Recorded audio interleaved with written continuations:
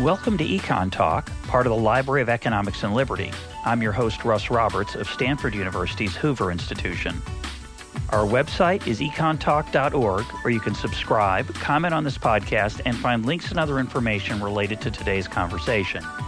You'll also find our archives, where you can listen to every episode we've ever done going back to 2006.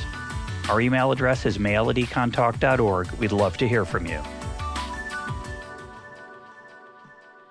Today is April 15th, 2013, and my guest is Edward Glaeser, the Fred and Eleanor Glimp Professor of Economics at Harvard University. His latest book is The Triumph of the City.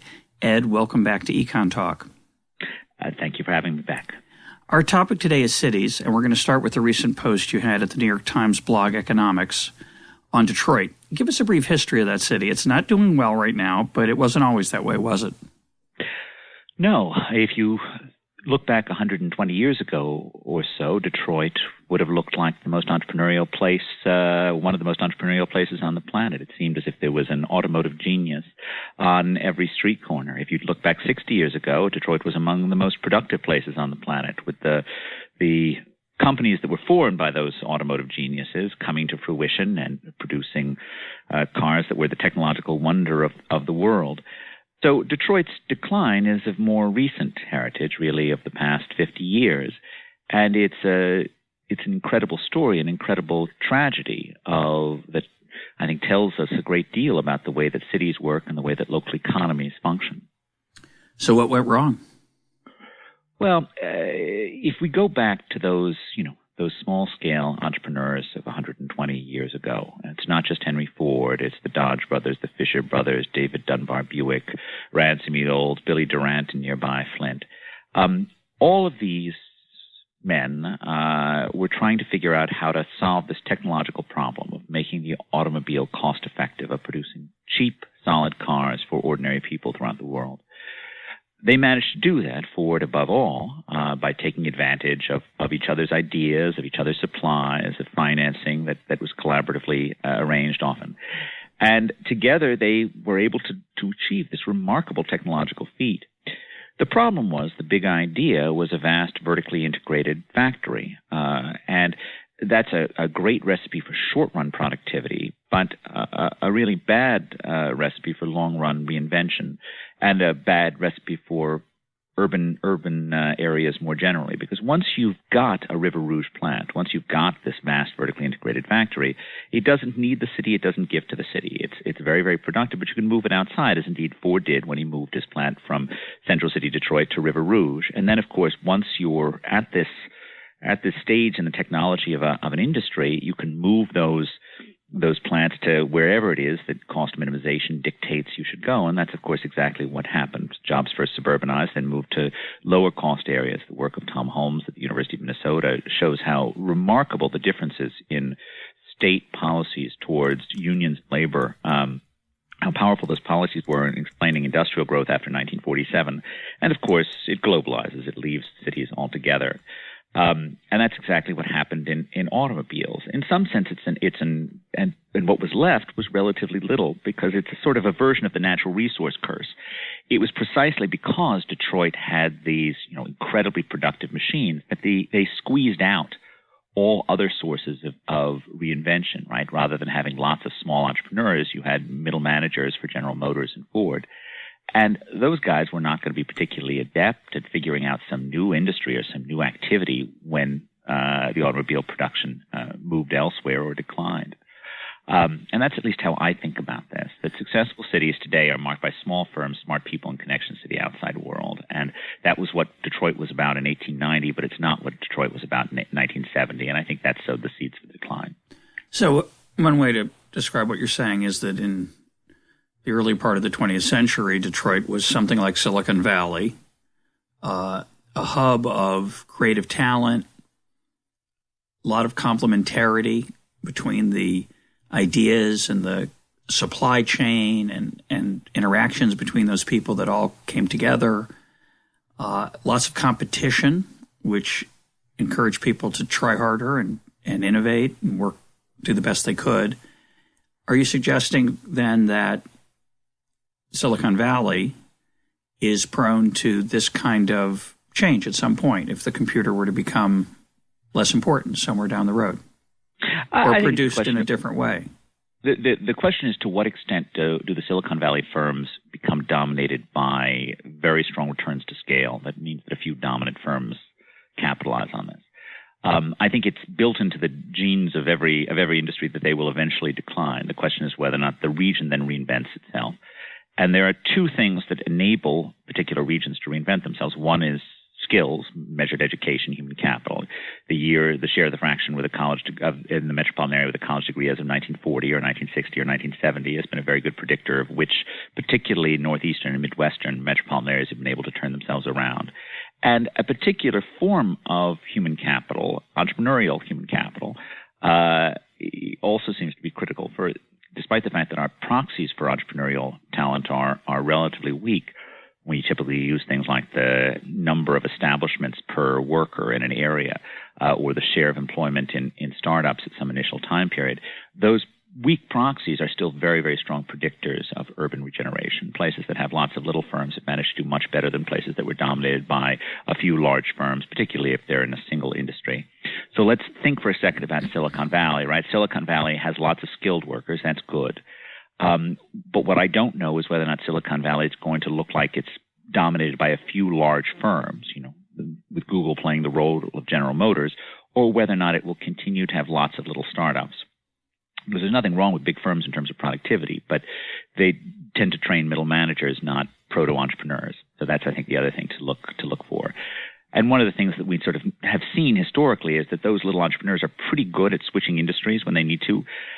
Think about New York, which the dominant industry of New York was garment manufacturing. It was a larger industrial cluster in the 50s than automobile production was. But those small-scale people and who led those garment firms, they were pretty adept at doing something else when the industry jettisoned hundreds of thousands of jobs in the 1960s in a way that the middle managers for U.S. Steel or General Motors were not. So I want to stick with this general issue for a minute, and then we'll come back to Detroit. But I've heard this before, that the way that a city thrives, it's become a sort of, to me, a bizarre policy cliche. You need lots of college graduates, as if somehow that's a magic wand. And number one, it doesn't seem like a guaranteed magic wand. And number two, we don't know anything really about why college graduates like to live in particular cities. If you're Iowa City, well, that's a bad example. Let me pick Biloxi, Mississippi, or Wichita, Kansas, that don't have as many college graduates as, say, Raleigh-Durham or Silicon Valley. And you're the mayor of one of those towns, of which there are zillions, and you're told, oh, well, we know how to make the town do better. We just need more college graduates. So what's the policy implication of that for the mayor? Well, it's only slightly more helpful than reminding the mayors of the incredible power of January temperature in predicting area success, which is the even more useless fact that I'm prone to remind people of. You're right. There's relatively limited things certainly in the short run that you can do about it. I tend to think that this just pushes you back towards the basics of good city government. That college graduates are not fundamentally different in the sense that they care about good schools and decent commutes and safe streets. I do think there is a little bit of bite in it, though, when you start thinking about local redistribution. So I think there are lots of reasons why we should be wary of localities trying to run their own social safety nets, right? The ease of exit for companies and for richer people. But if you are focused on the incredible importance of people at the high end of the human capital distribution, I think that makes you even warier of trying to do the sort of things that Detroit did after 1970, of having sort of very aggressive social policies that weren't particularly attractive to people with high levels of human capital. So that's why I think this actually has some policy bite, although it's certainly not as if you can just turn on a dial and all of a sudden your share of college graduates increases from 10 to 40%.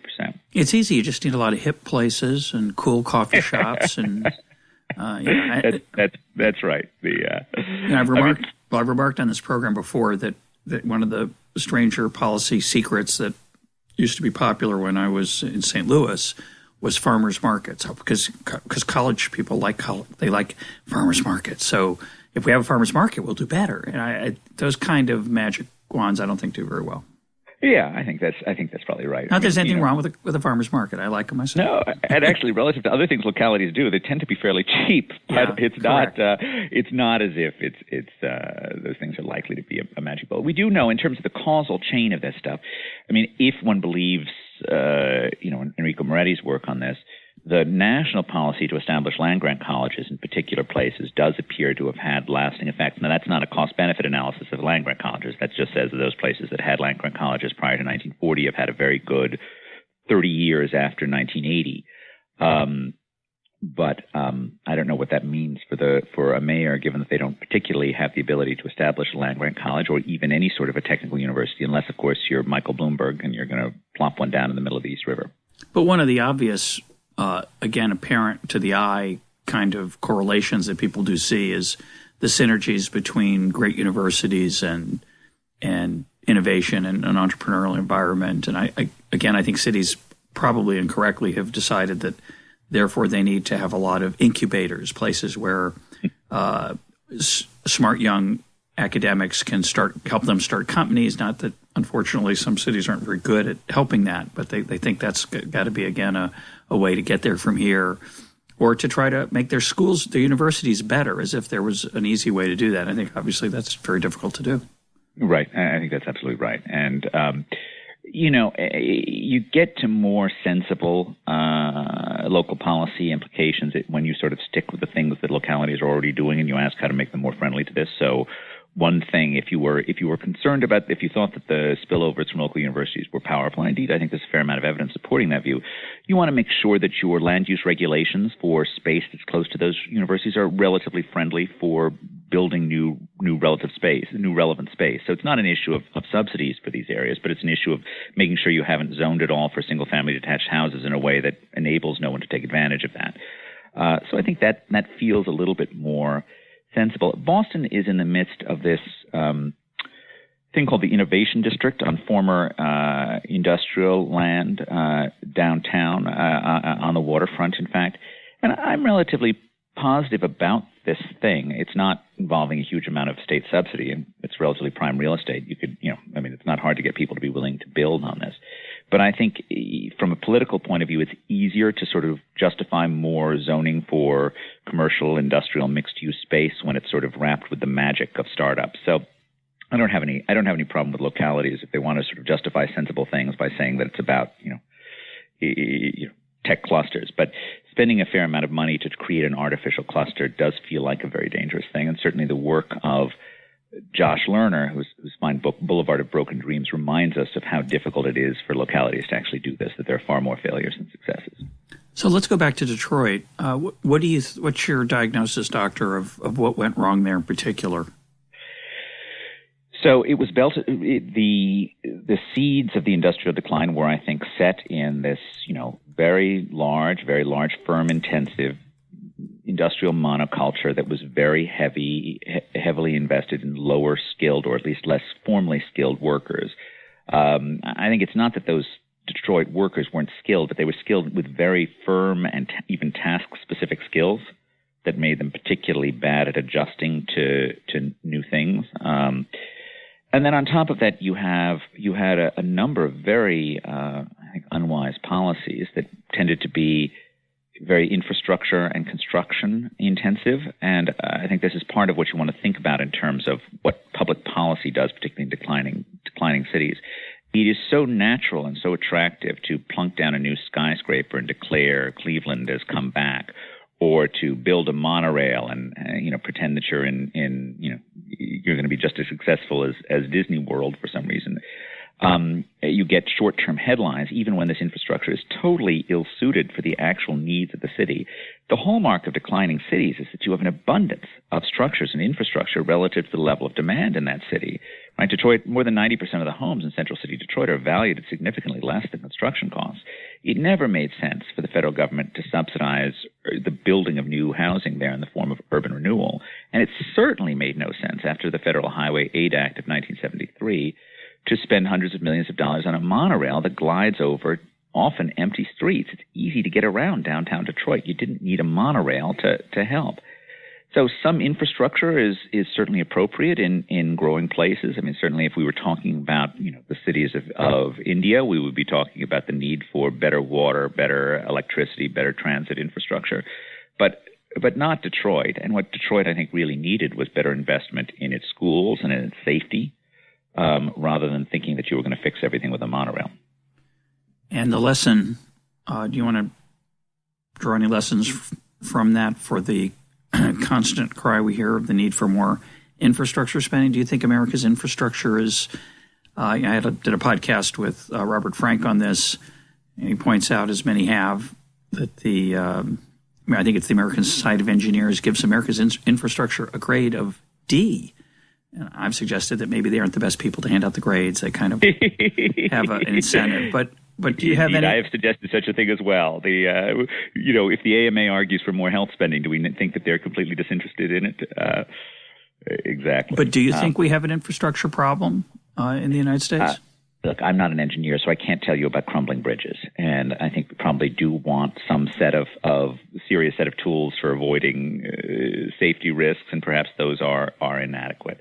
But two major points on this. When I think about America as a whole, I mean, I see an amazing amount of infrastructure, and it certainly doesn't appear to me that we're somehow or other deeply lacking in infrastructure. That wouldn't have seemed to me to be America's primary lack. As I worry about our economic competitiveness over the next 50 years, I am far more concerned with the quality of our schools and the quality of our highways. And the second thing, which is, I think, central, is that I see no reason why almost all infrastructure can be paid for by users rather than with general tax revenues. I just cannot possibly see why we think that, that the crumbling bridge is a job for taxpayers far away rather than the users of that bridge, or that our airports need to be paid for with general tax revenue rather than by the generally well-heeled customers of those airports. So I'm certainly willing to believe that there are particular forms of infrastructure that need upgrading, but if they can't be upgraded with the fees on their own users, then I'm going to be much more skeptical about the need to upgrade. Adam Smith said this quite clearly, quite eloquently, 240 years ago, that the best way to avoid white elephant projects was to fund those projects with fees charged on the people who were actually going to use them. Those words remain true today. Of course, they make an exception for baseball stadiums, I'm sure. I think that's the obvious problem, is that whatever the economics case is for encouraging people far away to pay for your stuff on the ground, say that, well, someday they may come to your city. The problem is the political incentives there are rather destructive. Absolutely. And if they, given current electronic tolling technology, if they come to our city, then they will pay for the roads by going on them and having their credit card charged for riding on them. They don't need to be paid for it if they're without actually using the roads. Now, you mentioned that you're much more worried about our schools than our highways, and I think that's a very good concern, and I share that. But my guess is that Detroit, in this period we're talking about where things didn't go so well, let's say 1970 to the present, a mere 43-year bad run. During that time, I suspect they spent a lot of money on schools. They just didn't spend it very well, or they faced problems that the amount of spending couldn't overcome. It's always the case, right? It's not the sheer dollars involved in most of America's cities, the way those dollars are being spent. And I think usually the best case for spending more is that it's the only way that we can actually get meaningful reforms is by giving something to the interest groups that that need to be bought off. But if I think about schools in Detroit going forward, I would be I think they should have done this 30 years ago, but I would be very intensive on charter schools or other voucher-like experiments rather than thinking that this should come from the public system. Is there anything going on like that now in Detroit? Yes. In fact, there are a lot of charter schools that are going on there. There's a particular philanthropist who has been very, very invested in them. The last time I was in Detroit, I actually visited a charter school that was in the old GM building where Harley Earl designed so many of the glories of GM's heyday. And it's got it's tied to a school of industrial design that was a charter school. The kids, looked so full of hope, and I of course asked for randomization and test scores, and they weren't able to deliver that yet. But it was a very positive sign. And I was almost feeling good about the situation until the principal started talking about how things would really take off once they got a light rail stop outside of their school. And I looked outside. The streets were empty, right? You could drive 60 miles an hour down the streets. There's no conceivable need for a light rail stop. But so there's something in Detroit's DNA which makes it think that what it really needs is transportation technology, which is not at all what it needs. But the charter school movement is there. It just needs to be continued to be pushed harder. And I think the more troubled a public school system is, the more the case there is for really going almost entirely private, which I think would not be a crazy thing for Detroit to contemplate. Much as I think that privatization of public spaces, particularly really dysfunctional public spaces right now, is not crazy in the context of Detroit. There have been some very successful uses of, at least, I don't know what you want to call it, private-public partnerships. I know that Bryant Park in New York has been a very nice story of that kind of change. I don't know if it's representative of anything, but it's an interesting story. Yes, absolutely. Bryant Park is a pleasure.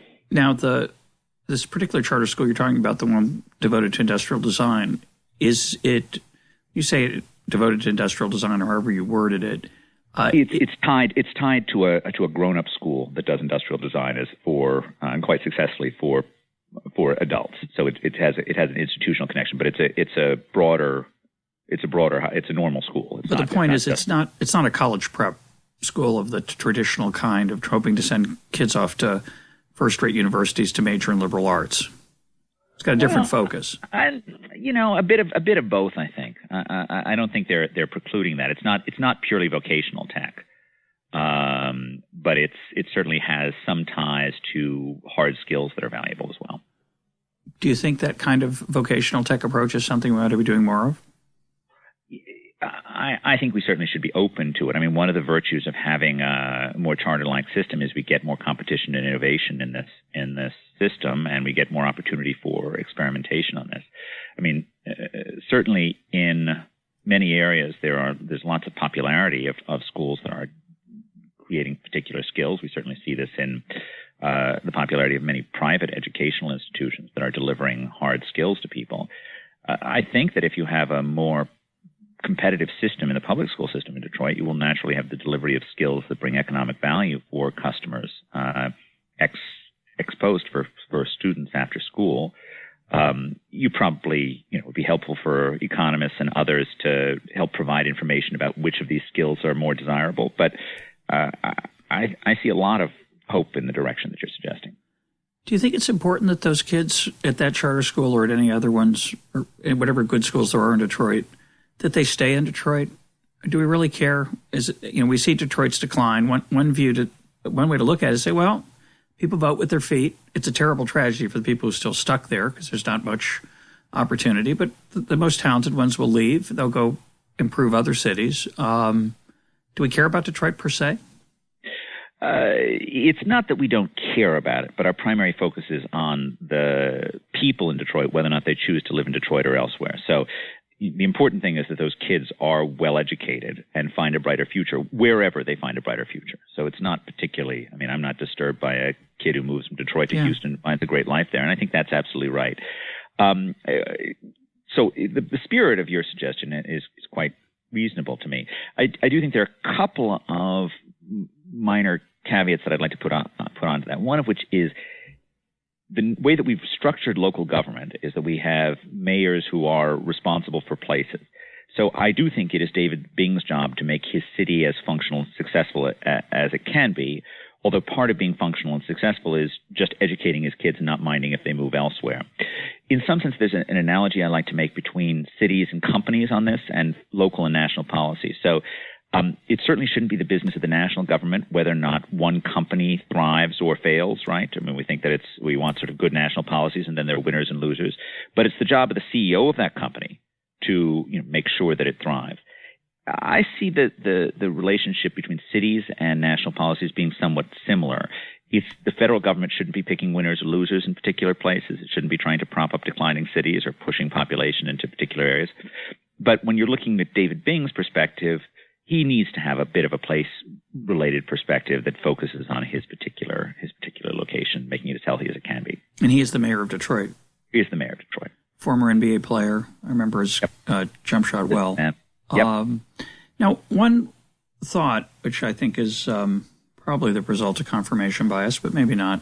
One thought I have when I look at some declining cities, and I may be cherry picking here, so help me out, is that in many of them, they have had long periods of sustained one-party rule. The city of Detroit's an example. The city of St. Louis, the mayor always comes from the same political party. There's going to be inevitably an accretion of corruption, patronage,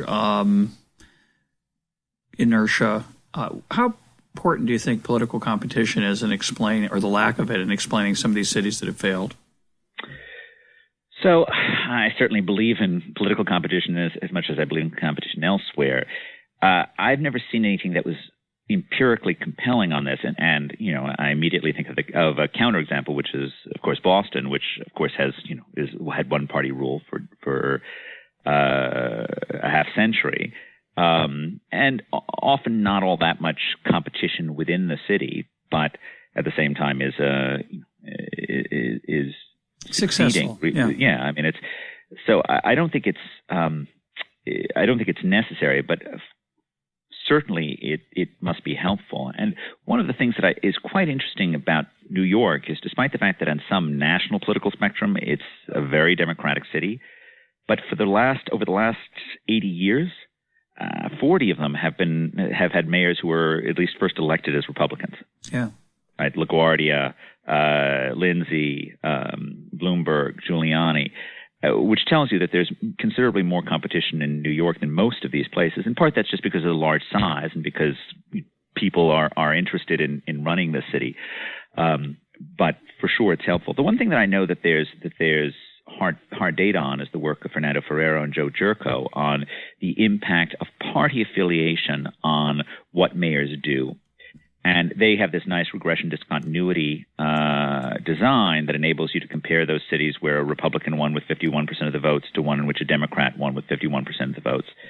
And what they find is very little difference in the center between the two parties, which goes back to the old line that there's no Democratic or Republican way to clear out the trash. That one of the salutary things about cities is that since they are involved in very tangible outputs, they tend not to be as ideological, and they tend to be more driven by, delivering basic city services. Although certainly many cities fall down on that, and assuredly competition is helpful in creating some pressure on that. So if you were mayor of Detroit yourself, or king of Detroit, I'd like to think of, or if you have David Bing's ear, which maybe you do, what would you do? Give me a short-term plan and a long-term plan.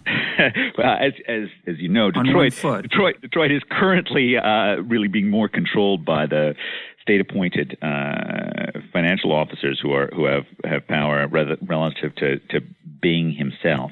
But it's not really rocket science. I mean, if we're thinking about sort of an overall plan, I would have essentially a transition probably to close to complete charter school provision in terms of the education side. So I would move almost completely out of the public school business if I were Detroit. In terms of policing, I would be doing more in terms of borrowing from those cities that have had really very successful turnarounds in the quality of their policing. So I know, for example, that they are, there's a project going on where they're borrowing from New York's successes. Boston has also had a reasonably successful policing episode. Many cities have. I'm not a police tactics expert, but I would certainly be borrowing from that. I would be trying to privatize as much of the dysfunctional space in the city as I possibly can. The city, its physical footprint is so large that creates just a very, very hard cost equation. They have not been as aggressive at using eminent domain to level neighborhoods as, say, for example, Flint has. I'm myself quite wary of the use of eminent domain. Every part of me that fears the excessive use of the power of the state fears eminent domain, although I'm willing to believe that there are occasions in which it's necessary.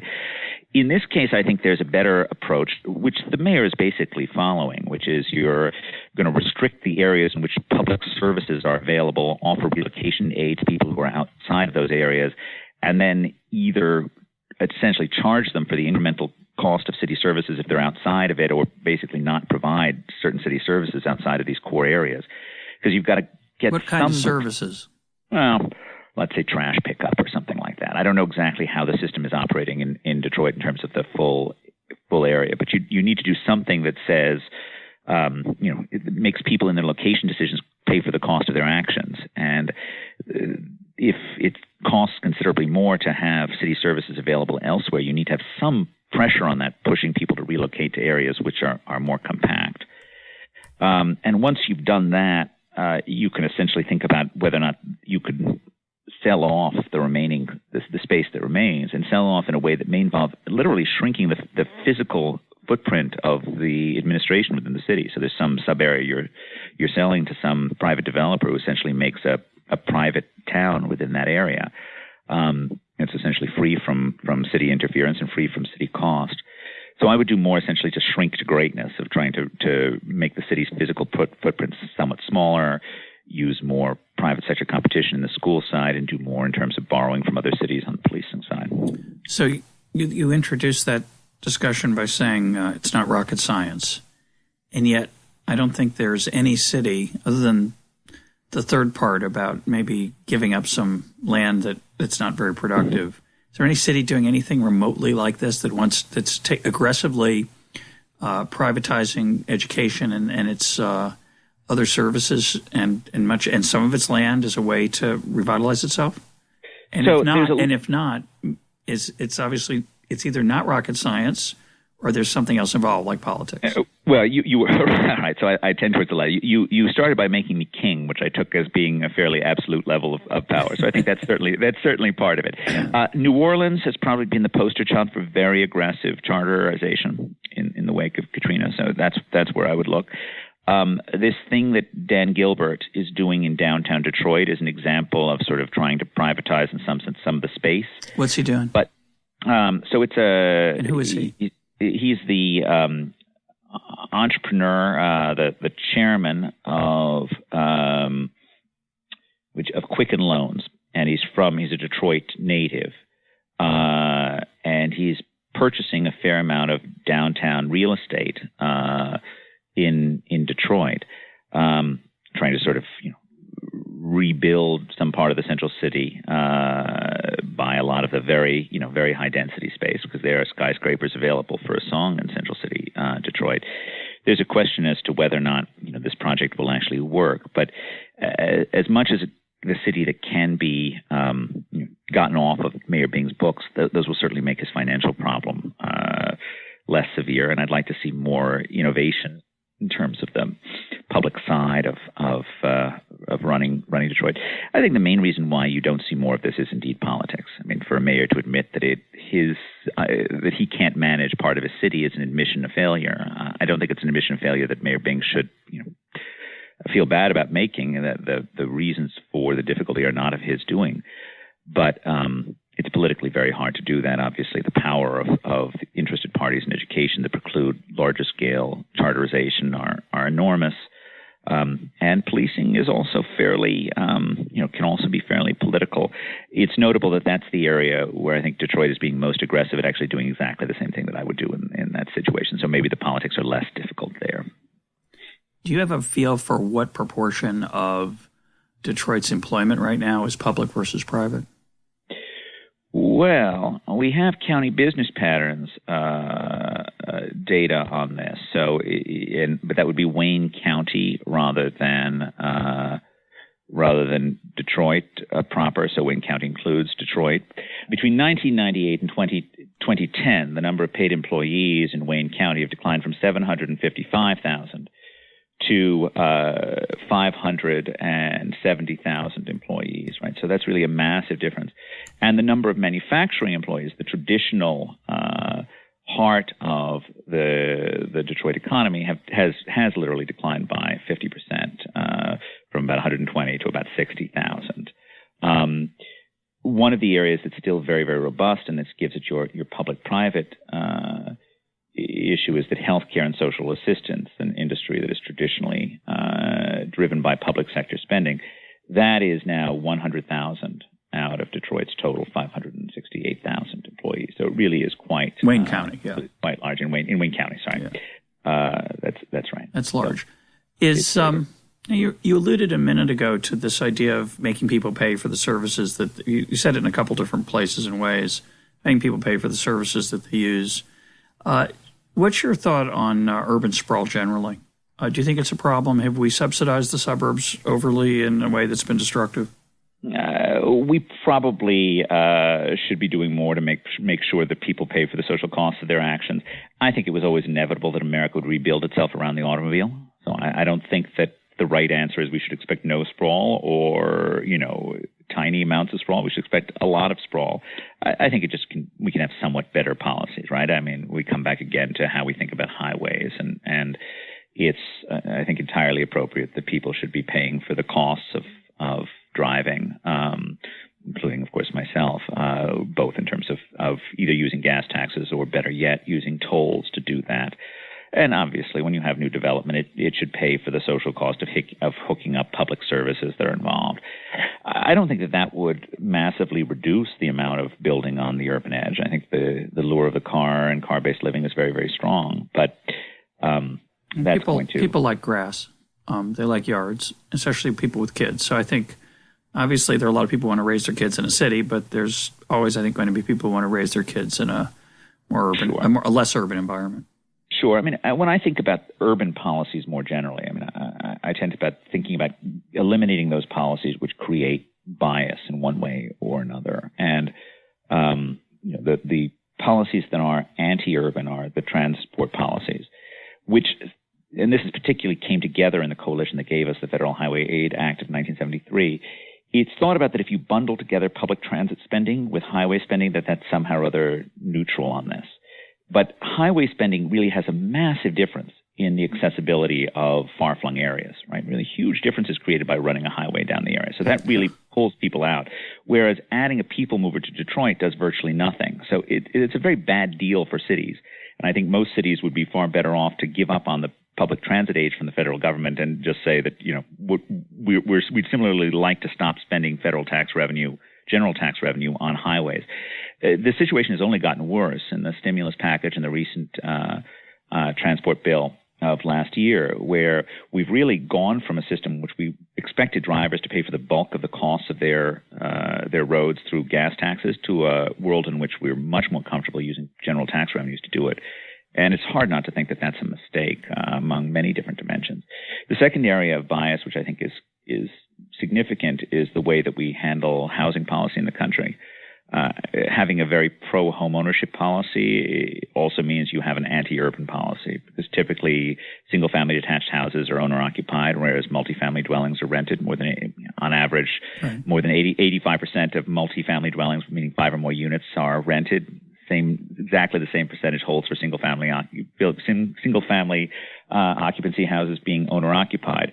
So if you're going to have federal policy which both directly through, let's say, the home mortgage interest deduction, or indirectly through Fannie Mae and Freddie Mac are going to subsidize owning, you're going to be stacking the deck against high-rise housing. So I think there are many reasons why we should like to reform our pro-ownership policies, but that's yet another reason for it. And the last thing that artificially stacks the deck against cities is just the way our local education systems work. So by all means, if parents like to see their kids tromping around in grass, that's great. My kids do that. I have no problem with parents making those choices. However, I grew up in the streets of Manhattan, and that can also work perfectly well. The problem is that we've created such a strong schooling-related incentive for people to move out of those cities that have weak school systems. And I think anything that we can do that somewhat reduces those schooling-related, which are fundamentally government-created incentives to suburbanize, that's probably a good thing. So, for example, if you can imagine moving to a region-wide charter/public school system where you could choose any school anywhere within the region to go to, whether or not it's public or charter, that would be a system that would largely break down the incentives to locate in a particular area. Of course, that's politically completely infeasible. But anything that makes schools less problematic in urban areas would be helpful. Yeah, the idea that if you want your kid to go to a good school, which strangely enough, many parents care deeply about it, means that you have to live in a neighborhood of a good school. Is like saying, yeah, if you want to have a really good car, you have to live near where it's made, or where, it's a bizarre connection that we've just take for granted now because it's been that way for so long. But it clearly has a terrible impact on the poor in particular. And of course, I think rich people don't just want to have lots of grass for their kids. They also want to have really good schools for their kids. And they also want their kids to go to schools with kids like them, which could be part of the reason that that's going to be a difficult thing politically to break. But it's a really bad, it really bothers me a lot. It's terrible. It basically says, it's free. Hey, free schooling. Wow, that sounds great. But unfortunately, if you want to live near a really good school, you have to pay an enormous premium for your house. So it's not free. Terrible. Absolutely. I agree. Well, let's move away from Detroit to cheerier climes. A lot of cities are doing great today, which weren't doing well before. What has changed? What are they doing right? What have we learned? Well, I think most of the reason that they're doing great has to do with economic changes, not necessarily with all that much that the cities themselves have done. Although the one thing that you would give cities like New York a great deal of credit for over the last 30 years is they have become dramatically safer, and that is really directly tied to a public service. Maybe. It may be demographics. Tied. Fair enough. Tied. Look, I mean, I have written papers that argue that our ability to explain changes in the crime rate are very, very limited, and so I'm with you on this. But it certainly is tied to it. I think the default should be to give at least some credit to the NYPD and the Boston Police Department. Okay, so the larger framework is if you go back to the 70s, all of America's older, colder cities were hit by the move to sun and sprawl. All of these cities had grown great around transportation cost advantages that at one time figured very, very largely in the growth of those cities. Think the railroads in Chicago, or think of the harbor of New York City. Over the course of the 20th century, those transportation cost advantages had largely been eliminated. And as a result, the older manufacturing industries like New York's garment sector that had once been the linchpin of the local economy, those industries moved elsewhere. They disappeared. And as industry fled, there was often a fiscal crisis that ensued because the tax base had hollowed out. Often there was social unrest, both riots and rising crime rates, and it really felt in the mid-1970s when I was a kid growing up in New York as if the time of the city had come and gone.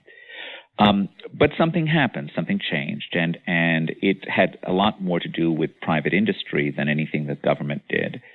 I tend to think of this as being about what globalization and new technologies did to the returns to skill, did to the values of high-end information-intensive industries that have always had a particular reason to be in urban areas. Proximity is useful for moving industrial goods around, but it's also useful for connecting people. You see this quite visibly in Wall Street and Midtown Manhattan, which are these gigantic clusters of financial services. And County Business Patterns tells us that at its height in 2007, 43% of the payroll in the island of Manhattan was in finance and insurance, right? I mean, New York's resurgence was built on finance. Partially, this is about a global change that supports finance, but I tend to see that more generally as being a global change towards information-intensive industries, part of the general rise in returns to skill. And finance has remained rooted, although there certainly is plenty of suburban finance as well. Finance has remained rooted in cities because cities really do have an advantage of connecting smart people and enabling them to learn from one another. And there's no industry in which having a bit more knowledge can make you a millionaire overnight.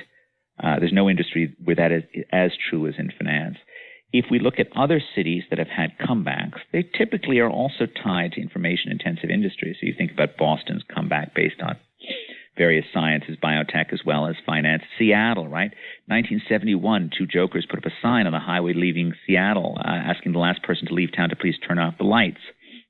Seattle, once again, very much a city built on human capital. I mean, think about the companies that now sort of define Seattle. Amazon, Costco, Microsoft, Starbucks. None of these things were really in existence in 40 years ago when those guys put up the sign. There was a little bit of action along Starbucks front. They're all entrepreneurs, and it's all very information intensive, right? It's all very innovation intensive, related to skilled customers and skilled producers, and that really is what the story is over and over again. If you want a sort of very clear example of sort of role that globalization plays in this, that globalization increases the returns to having a good idea because you can sell it across the whole planet. That is nowhere more tangible than in Hollywood, where the global market for American movies is huge. And yet it's still very geographically rooted in a particular area, which is the cluster of movie creativity. So I can see posters advertising James Cameron's movie Avatar as I wander through the most disadvantaged areas of India's cities. And yet that globalization is not hurting America's cities. It's actually creating more incentive to be right in the midst of the action in Hollywood. And I think that there's the strongest, the piece of evidence that I always like best at the idea that all this new technology that enables long-distance communication isn't making face-to-face contact obsolete. The clearest example I could think of that is actually Silicon Valley itself, right, which doesn't look like a traditional city. And, of course, it is based around the car, but it is still very much in that traditional game of enabling people to connect with one another, to learn from one another, enabling the flows of ideas across companies and within companies. And it's not a coincidence that the most information-intensive, technology-intensive industry is also the one that is the most famous example of a geographic cluster in the world today. And it's not a coincidence that Google, which could not be more connected to long-distance communication, for its own employees, it builds the Googleplex, right, with very few walls and lots of face-to-face connection where they're all hoping to be with each other, learning from each other all the time. So that's the sort of narrative that I think lurks behind this comeback of some, but not all cities. So I love that story, but I'm a little bit skeptical about it. I'm quoting you. This is a different way of saying what you just said. Cities work best when they're filled with smart people and small companies that innovate by exchanging ideas. The part I'm a little skeptical about is the exchanging ideas. You have this image of Silicon Valley or Hollywood or Boston, Route 128, Texas, that there's this ferment. They're all these new ideas. When they come along, they infect in a positive way a whole bunch of different places. Is that really true? Is it really something more than just the fact that it's efficient, that there's lower search costs to find new employees, that they're already physically there when you want to start a new company? Is this idea of exchanging ideas, is it a little overrated, over romanticized? It is certainly possible that because our own industry is a very innovation intensive industry, and certainly the bulk of... Are you talking about mine and yours? Education? Yours and mine, right? Well, education and economics research. Okay. It's not so innovative in my opinion, but go ahead. Education, no. Economics research, though, yes, surely. Okay. Right? I mean, every paper is an attempt to have say something new about the world. Yeah, I'm not sure they're very successful. I'm not sure we've learned a lot since 1950, but I'll keep an open mind. All right. I'm serious. I'll keep an open mind. Carry on. Well, we certainly think we're in that business, and it is certainly true that in my life's experience and the experience of most of the people that I talk to, the role of communication with other economists is critical. And a lot of that communication occurs face-to-face in fairly random meetings, both within one's firm and often across firms. Particularly, that's certainly true in Cambridge, and it's certainly been true in my life. So it may be that... Well, we give seminars, right? We go on the road, we give seminars, we talk to other people, we share ideas. Is that going on in Silicon Valley? They don't give a lot of seminars. But seminars are ideas at a fairly well-developed stage. I mean, I think a lot of the sort of creative side occurs before your paper is well-designed, right? When you're still in the process of trying to figure out what the right topic is and how exactly to proceed with your empirical strategy. And that doesn't occur in formal seminars. That occurs in ordinary conversations while you're walking down a hall or while you're just stopping by someone's office or while you're having coffee with a colleague from a different university. And I certainly have found those incredibly valuable in my life. No, I totally agree. I just think education, let's call it research, is in general, academic research is very different from corporate innovation or small business innovation. I don't think when a small business comes up with a really great idea, I don't think they share it with anybody. I think they keep it to themselves. Well, certainly the stories of Silicon Valley from the early days suggested a fair amount of inter-firm collaboration and conversation, which is somewhat different from the model today. So if we think about Silicon Valley's transition, the 60s seem to have been an era in which there were lots of little firms that talked to each other. The key book on this is Annalise Saxenian's Comparative Advantage, where she compares Silicon Valley in the 1960s with Route 28, the Route 128 cluster in Greater Boston, where the Route 128 cluster was very much about big firms walled off from each other, exchanging ideas within the firm, perhaps, but not very much with other firms. Where she saw Silicon Valley as having lots of people meeting for drinks after work and talking about new production processes and exchanging ideas. The model of Silicon Valley today, I mean, if we think about Google or say, for example, Yahoo's new policy of requiring people to work from home, these are much more like Detroit's giants in the sense that they're very large firms. They are firms that are deeply concerned with the exchange of ideas within their companies, but much less likely to connect, have the people in the companies connect with other companies. So it may be that you're having an evolution, but there's plenty of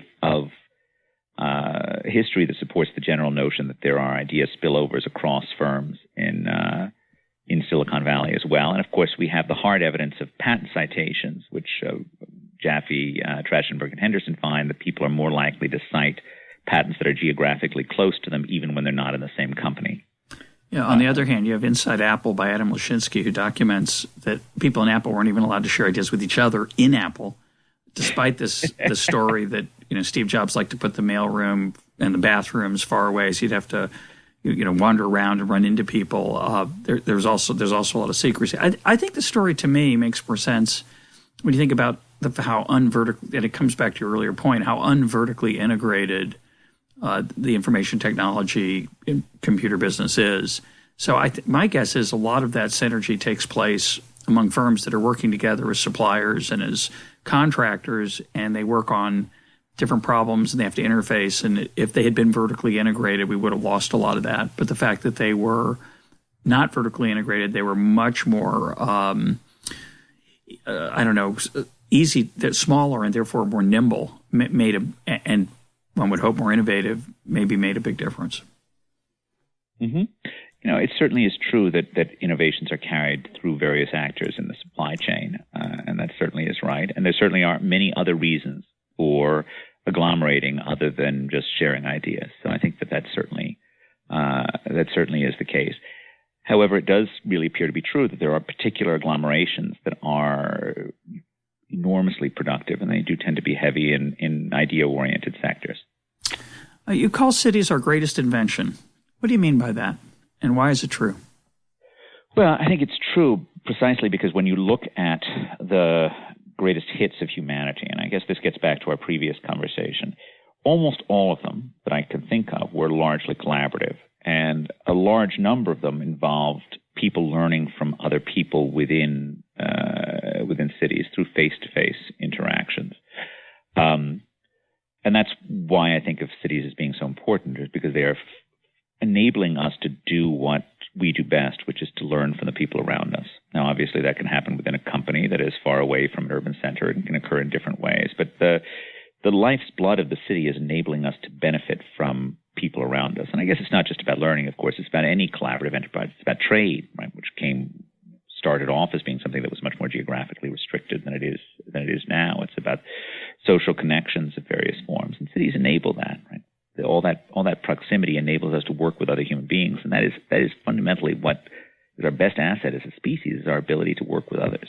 You want to list some of those greatest hits? What do you think of? What do you think of? What comes to mind?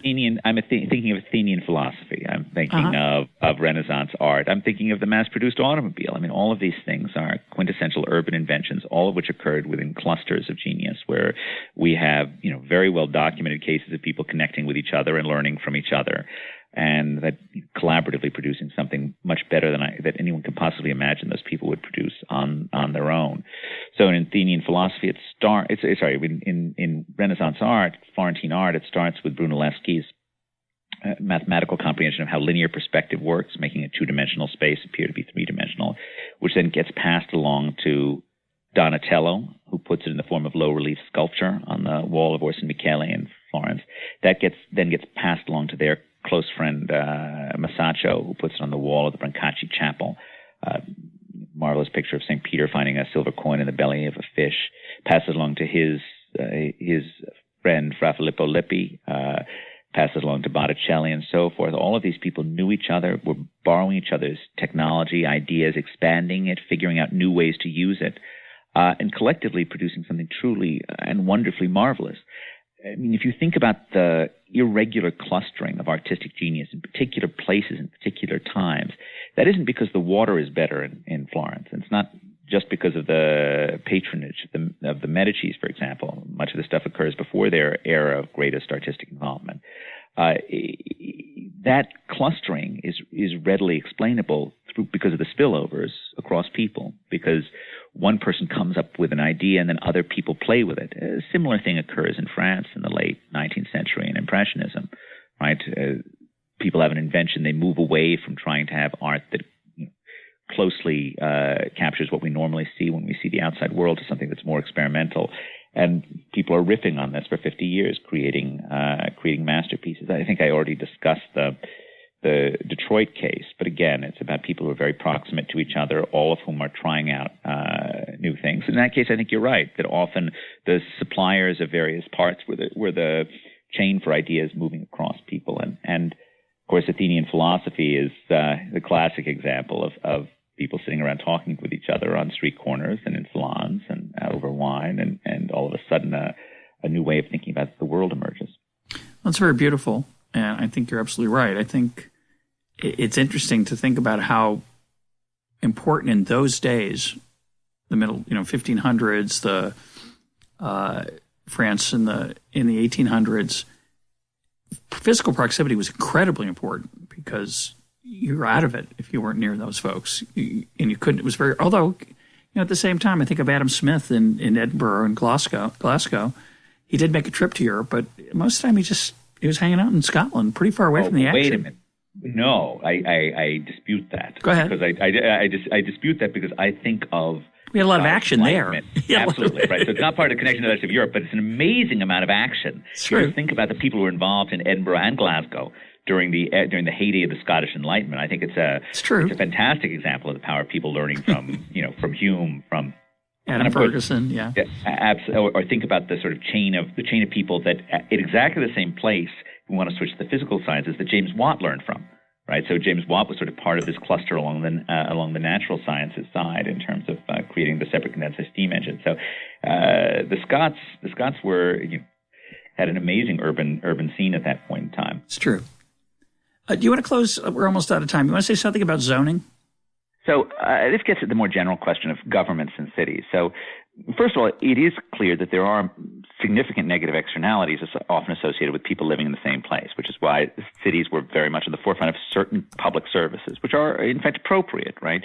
That actually the problem of unclean water in cities actually required a significant amount of public intervention in terms of creating the water, particularly in the 19th century when it was very difficult to actually monitor the quality of the water, and investments like the Croton Aqueduct were really crucial in changing cities from being the killing fields that they had been. A boy born in New York in 1900 could expect to live 7 years less than the national average. Similarly, cities actually need government in the form of policing, and in the form of dealing with congestion as well. Now, it's possible, in the context of your audience, it's possible to imagine an entirely privatized street system, I guess. I certainly have, think that there's lots of upside in things like public-private partnerships over new highways. But when it comes to the overall grid of a town, it's possible to imagine doing these things on a purely private basis, but it's awfully hard to imagine how it would work. The hold-up problems are just enormous. So once you have a public street system, you actually need public policies that mitigate congestion. And I think above all, congestion charging is the right way to do those. You could imagine, by the way, having the roads completely owned by a private entity in the sense of a private city. That's not an infeasible thing, but you need some central entity to actually hold it. So cities do need, because there are these negative externalities associated with density, they actually do need government. The problem is the governments often do far too much. So in the case of land use regulation, the land use regulation starts off in the 19th century with some fairly sensible seeming things about, say, fire risks, right? Huge externality associated with fire, having some limitations on where you're going to put particularly flammable wood buildings is not the craziest thing in the world.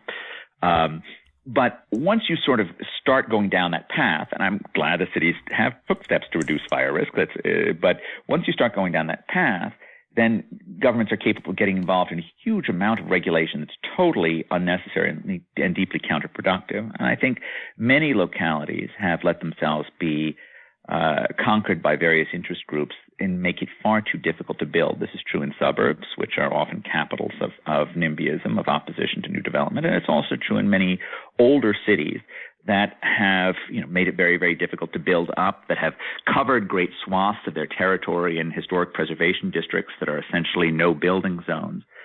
So, and of course, the net impact of these things is that they make cities far more expensive than they need to be, and often create a certain amount of uniformity in terms of the income levels that are needed to pay for the high costs of housing in a city that doesn't build.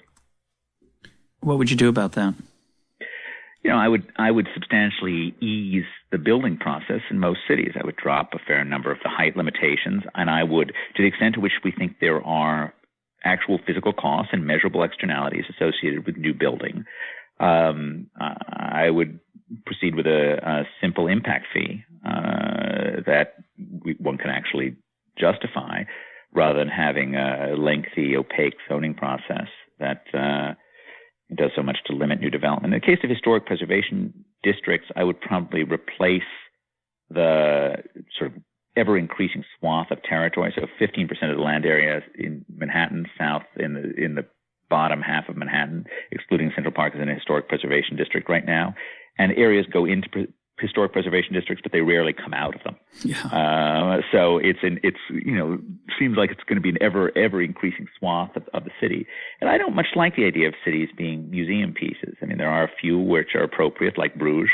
But I think it's good that cities change and that they develop new space that accommodates new activities and new people. So I would, in the case of preservation, my father was an architectural historian, so I do really believe in the value of preserving some old, beautiful buildings, but I would have a fixed number of the total number of buildings that they're able to set aside as being preserved, rather than allow them just to sort of keep on giving new areas for preservation districts. And in general, I would also get rid of most barriers to mixed-use development. So there was a time in which you really didn't want to have the manufacturing activity right next to the residential districts because of the negative externalities associated with the factory or with the slaughterhouses. But most of what we're looking at right now in terms of urban enterprise is fairly clean, fairly free of major externalities. So there's little reason to have barriers that separate commercial and residential usage. So I would get rid of almost all of that stuff. My guest today has been Edward Glaeser. Ed, thanks for being part of Econ Talk. Thank you for having me.